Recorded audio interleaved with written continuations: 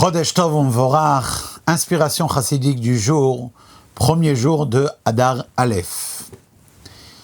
On dit lors de Rosh Chodesh le psaume Barchi Nafshi et Hashem, qui est le psaume 104 dans les Teilim. Dans ce psaume, il y a le pasuk qui dit Yetze Adam le po'alo vela avodato. Un homme sort à sa labeur et à son travail, Ade Arev, et il y reste jusqu'au soir. Le Baal Shem Tov a expliqué ce verset de la manière suivante, à savoir que ce verset fait référence à notre vie sur terre. En effet, la Neshama se situe dans les sphères les plus élevées auprès de Dieu. Une Neshama, elle provient d'un niveau qu'on ne peut même pas commencer à comprendre. Et pourtant vient le jour où on dit à cette Neshama qu'elle doit maintenant quitter ce lieu et descendre dans ce monde à l'intérieur d'un corps.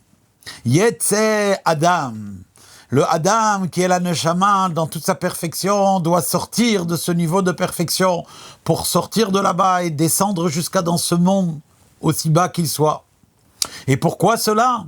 Les po'alo, pour l'œuvre de Dieu, l'œuvre qui consistera à faire dominer l'esprit sur la matière, à faire rayonner le monde par la lumière de la Torah et celle des mitzvot. Ceci est vrai pour chacun.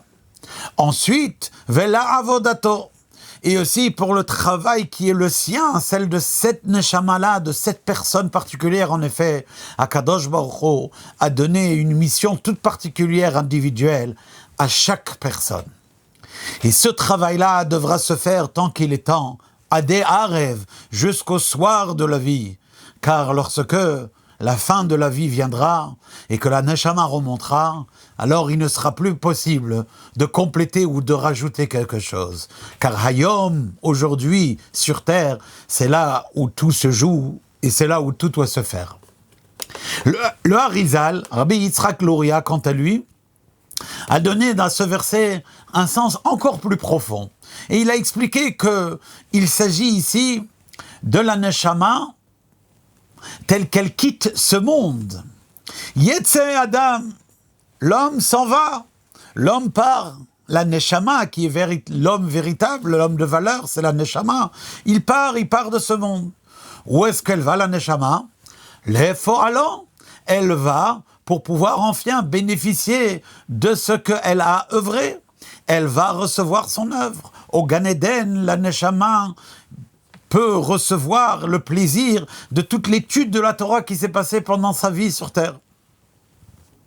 Vela avodato, quant à la récompense pour son travail des mitzvot, eh bien celui-ci, Ade Arev, ça continuera jusqu'au moment où on pourra réellement recevoir la douceur divine, pouvoir la goûter lorsque Dieu lui-même dans toutes ses naissances se révélera à la fin du temps. Alors les mitzvot qu'une personne a fait seront là pour lui donner accès à ces délices du divin.